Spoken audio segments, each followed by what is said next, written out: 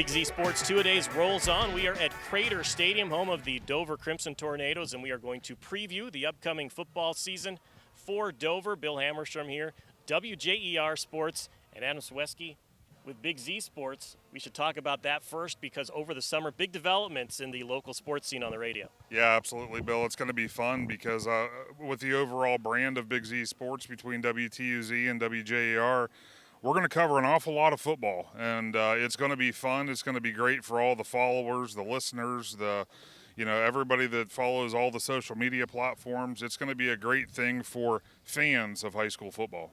Yes, stay tuned to WTUZ.com for all the live streams of area football games, and listen to Dover football on WJER, just as we have in the past. We'll carry every Dover football game there, and also New Philadelphia football games. But we can't talk too much about New Philadelphia here at Crater Stadium because this is home of the Crimson Tornadoes. Dover is coming off of a 6-5 season. Adam, they do have some key speed returning to the lineup. They absolutely do, and it kind of starts on the defensive side and a little bit on the offensive side with Isaac Blickensderfer. I mean, he's a dude. He's a player, so I know that Coach Ifft will be excited to have him back another season. You got Justice Hughes returning. You got the Shy kids coming back. They got some players that are ready to play, and it's going to be exciting to see what the Tornadoes do this year. You put Dalen Clark in there with Isaac Blickensderfer and Justice Hughes, and you got three of the record-setting hurdlers from the track season, so their athleticism is proven. They're going to be looking for some size, though. We hope to hear from Dan Ifft coming up to tell us about what he's got planned along the defensive line. But I think that's what they're looking for this year after graduating seniors along both fronts. Yeah, absolutely. And, the one thing about Dover, New Philly, there's a lot of schools that fall into this category, but Dover's a program. Dover's a program where that they've been taught the right way all the way up through since they were in Biddy football. They know what the Dover Tornadoes, what it's like to play on a Friday night. They've learned the plan, basically, up until they've hit that high school level. So, when people ask me, how do you think Dover's going to be this year? My answer, it's Dover. They're going to be, it'll be a daunting task for anybody that's going to play them. And they proved that last year with the slow start. But then they were able to roll off 4 straight wins at the end of the season and make their way into the playoffs. You're talking about that daunting schedule because they start with Green. They continue with teams like Canfield, West Holmes, Canton South on the schedule, Steubenville, always a really difficult schedule for the Crimson Tornadoes. Absolutely. And, the cool thing for, obviously they play Indian Valley in week 4, and that's turned into quite a rivalry of two schools that are separated by, 15 miles. So, Dover always has a challenging schedule, and there's always new stars that are shining out of the brick house.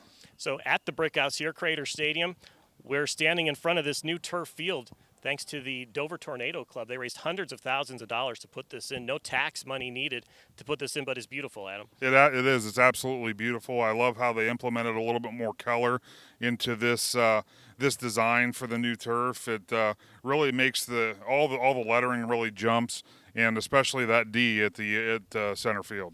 And how about Dan Ifft? He is an institution here. He is entering his 30th season coaching Dover football. Yeah, it's when you say Dover football, you think Dan Ifft, and it'll be weird when the day comes that we're not saying Dan Ifft with Dover football. Adam, we are looking forward to a huge football season here in Dover. Absolutely. It'll be interesting to hear what Coach Ifft has to say about it. We're with Dover's Crimson Tornadoes football coach Dan Ifft. Let's start with last season. 6-5 season, you rattled off 4 wins at the end of the season, including a win over your rival, New Philadelphia. What turned it around for you in the middle of the season? How does that carry over into this year? Well, we had a really tough loss at Canfield where we lost in the last seconds of the game after fighting to come back. And it was a pivotal point in the season, and the kids showed their resilience. I mean, we had meeting Saturday morning, and that was as tough as losses we faced in a while, just the way it carried played itself out. But they came back, and they did a wonderful job of saying, I want to salvage this season. And we're headed down to Columbus DeSales that week, and DeSales probably was the most talented athletic football team that we've played, and our kids played the game of their life. And I think from that point on, that carried us through the rest of the season, at least through week 10, and I was very proud of them coming back like that because they could have folded their tents. They could have felt sorry for themselves, and they did not. Loved watching J.J. Barton last year behind that offensive line. He was a touchdown machine there in the second half of the season. I know you miss his leadership, but you got some good guys coming back. How do you feel fill those positions? Well, JJ was a interesting kid because not only is he a talented kid, but he wanted the ball in the worst situations, and he wanted to lead the team. And at halftime of the rival game, we're like, we got to get him the ball because this is a senior game, and he wants the ball and he wants to lead us, and he did that. So now we have talented kids like JJ. We have kids that are fast, things of that nature. We're looking for those guys that want to be the I guy, not I, but they want to be the guy that give me the ball when we need it done, and I'm going to get it done for the team. Sort of those alpha males that want the ball. So we're searching for that right now. We got a few candidates, kids that are coming through, but JJ had an innate ability to call upon himself in those situations. So do you know how many letter winners you have coming back and where those fit into your team? I don't really worry about that. It's just like we coach them new every year because so many kids develop during the off season in the weight room and things of that nature. Kids that maybe didn't letter, that are seniors now, that are going to be called upon, and they've built themselves into players. But we have a good starting line back with Jack McKinnon and T.J. Arnold and Ryan Lengler, Cam Nauer. Those kids are all doing a wonderful job for us. We're looking for a couple other guys there as that goes. Depth is a real problem for us. It's always a problem, but this year probably more than ever. We just seem like our sophomore class doesn't have a lot of youngsters in it, and that's usually where we get some of our depth. So it's imperative we all stay healthy, but maybe more so this year than most. But we're real pleased with the way the kids are going, and we'll see where she ends. Yeah, you want to talk about how the off-season's going and how the first week or so of the season has been for you? Yeah, off-season's always been great here. Kids commit themselves, dedicate themselves, and they get their lifts in and those types of things. And, we always tell them not only do you have to lift with us, but you got to do the unrequired work, the work in the dark that nobody sees. And I think they've been doing that. We've run more than we've ever run in the off season, and part of the reason for that was that we felt we were going to have a lot of kids going both ways. Right now I'm trying to search and find some guys who can play defense for us that might be a little undersized to help those big linemen that I'd mentioned. Like I said, those three of those kids are really our biggest kids, and to expect them to go 4 quarters every game is going to be unrealistic, and the schedule that we play and things of that nature. So we've got to find some help from some of those unsung heroes, so to speak, that have been in the program for 2 and 3 years. Speaking of that schedule, it seems almost unnecessary to mention when you're talking about Dover football, your schedule's always tough. You start with Greene, you got Canton South, you got West Holmes on the schedule, Canfield again, Steubenville.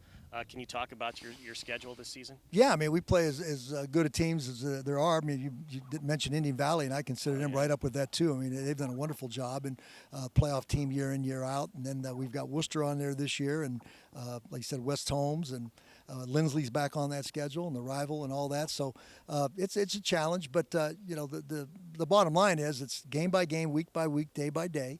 If you can improve to the point where you're invited to the playoffs at the end of the season, and if they're taking 16 teams and you're not invited, then you probably don't deserve to be there. And hopefully we earn our way into that. And when you get there, you want to be prepared. So we like to think that schedule prepares us for that. We see speed, we see brute force, we see numbers. We see a lot of different things. People can throw, people can run, people with multiple formations. So, and the coaching is all good. When you play these good teams, you're playing good coaches. So you really can't trick these guys. You can't say, well, we're going to line up in this formation and you won't have anybody out there, so we'll score an instant touchdown.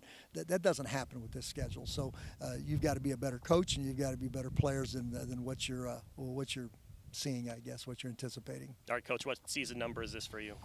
Here it's 30. It's 44 overall. I've been coaching, but 30 years as head coach here in Dover. 30 years. You got any surprises for us this year? Year number 30? My hair's a little whiter. I'm not going to dye it, so that's not going to be a surprise.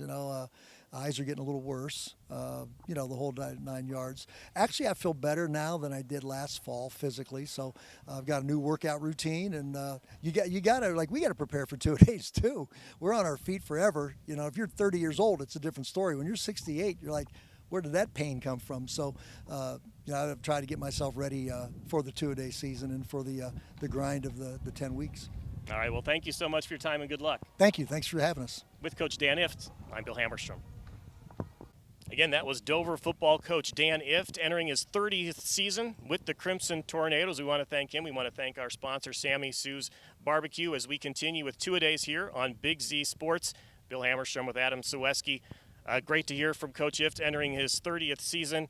He's got some work to do. Absolutely. As every coach in the area does this time of year, you're always trying to fill those voids. You want to see who's hit the weight room a little bit harder. in the off season? Who wants to make their name? In this case, for the Dover Tornadoes, who wants their name to be shouted out on Friday nights? August 23rd is the opener against Green here at Crater Stadium. Again, thanks to our sponsor, Sammy Sue's Barbecue, with another two-a-day from WTUZ, Big Z Sports, and WJER Sports. I'm Bill Hammerstrom.